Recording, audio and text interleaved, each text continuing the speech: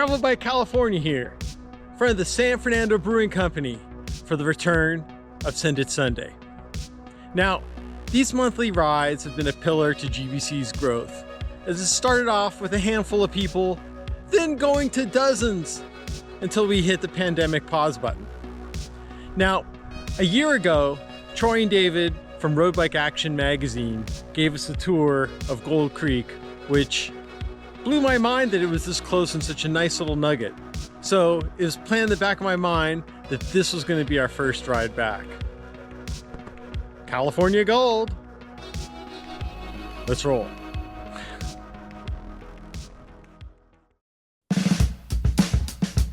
Good morning, and we're back to Send It.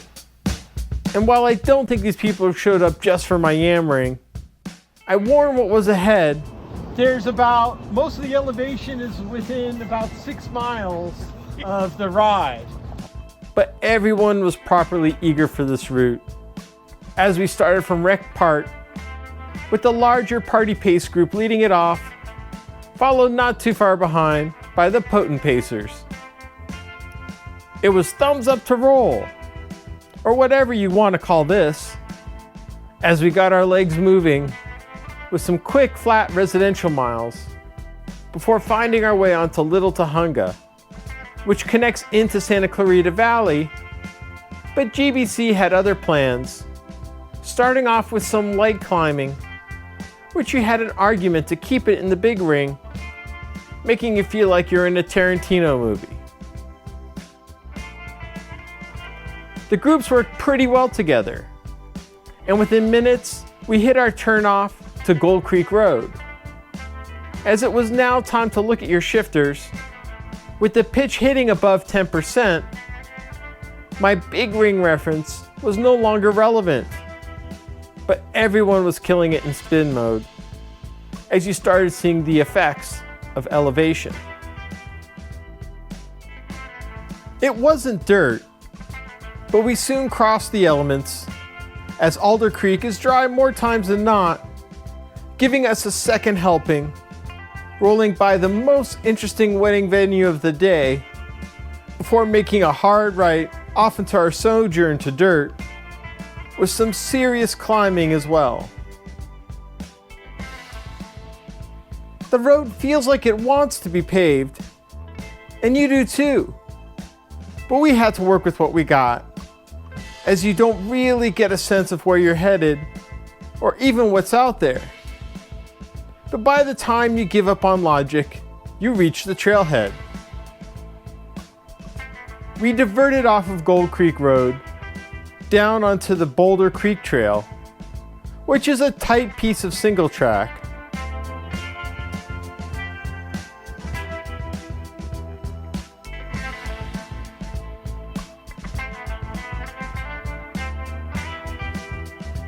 Just giving you a touch of entertainment at the start, while mine ended prematurely with my phone exiting, while in the process creating a surly conga line. Mind you, crossing Alder Creek was only steps away from the incident, which also set up everyone perfectly to be on their feet for a few steps. And while a montage of people pushing their bikes might not entice people to come send it, I definitely gave full disclosure this was part of the fun. I warned everyone, hike a bike.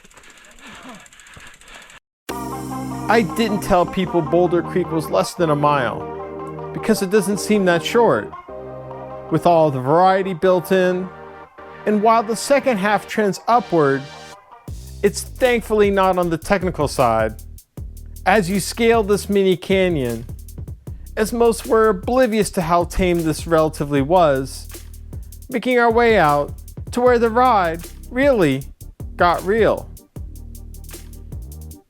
All right, this is the 1.25 mile climb, over 10%. Not making friends on this. Best wishes to this army of darkness, as Vic's smile was an outlier, and no sorcery on my part could pull him back. But this was 15 minutes of leaning forward, strengthening your grip, and if you're lucky to look up long enough, to catch a view or two along the way.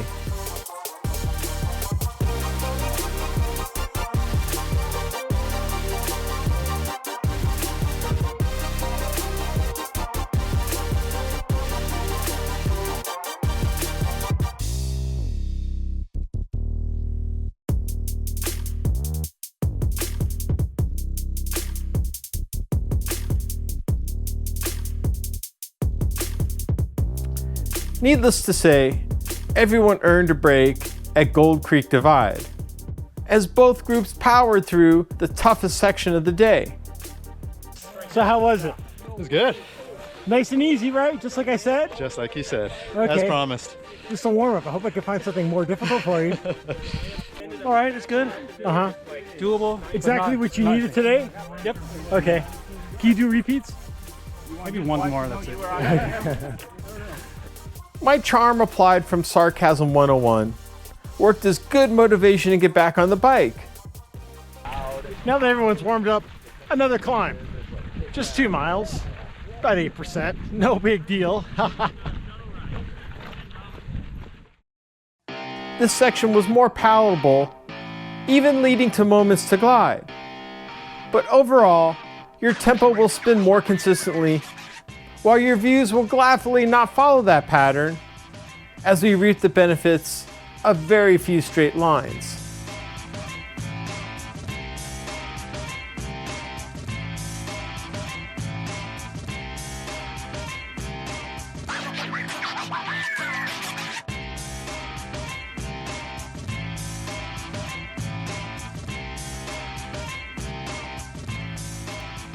Flipping to the other side of the ridge, it's a welcome spot to pick up some speed, with one final punchy effort, as you'll have enough one way or another to make it up to the cistern, perfectly placed for your panoramas.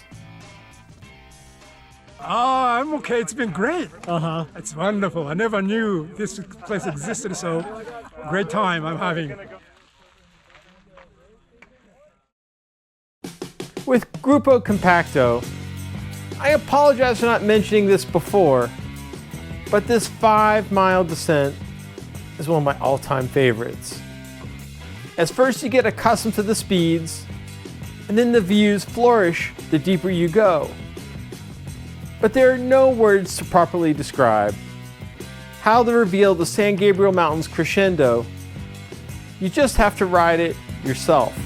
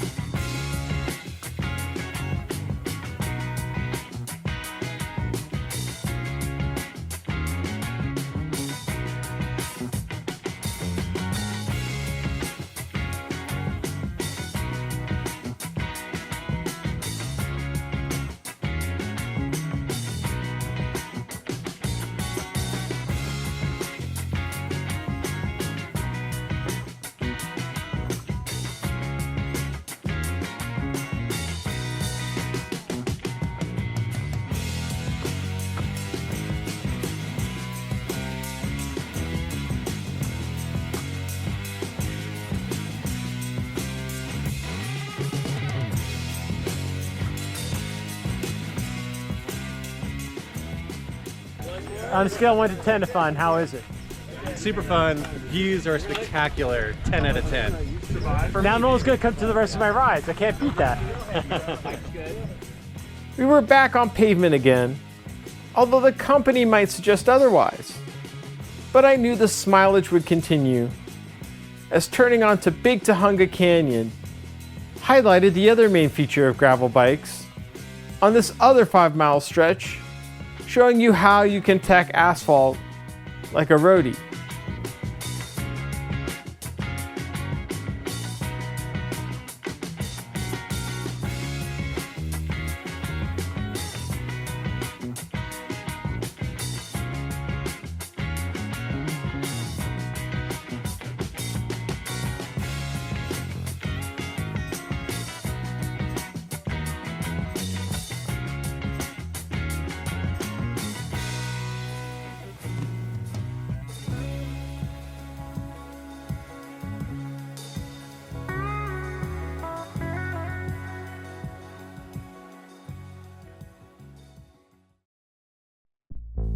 The group properly eased up, right before the road bends off, for a brief dismount to return us to some dirt as we rolled through the Tujunga Wash.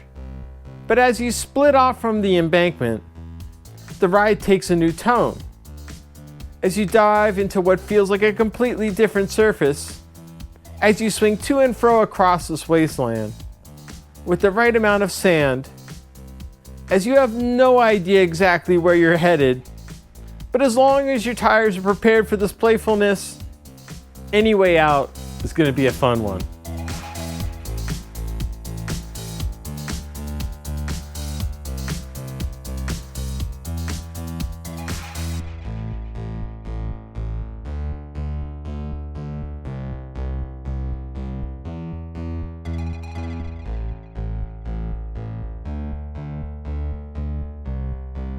It might be hard to convince people this wash is only 1.5 miles, with little deviation elevation and the inefficiencies in steering.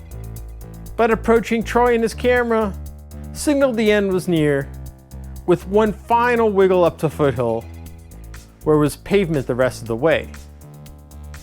8 miles left. I think we're in beer mode now. Even though we had a quarter of the route left, you wouldn't have known it, as the miles just peeled off, as fun had been fulfilled. And with one turn left until the post ride, I was glad to see the party pacers were well settled, although there was a fear that enough beer would still be left.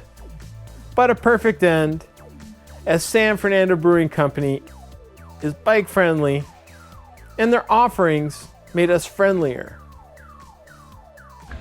What's a bigger win than highlighting Gold Creek more on Strava's heat map is being able to ride with everyone again.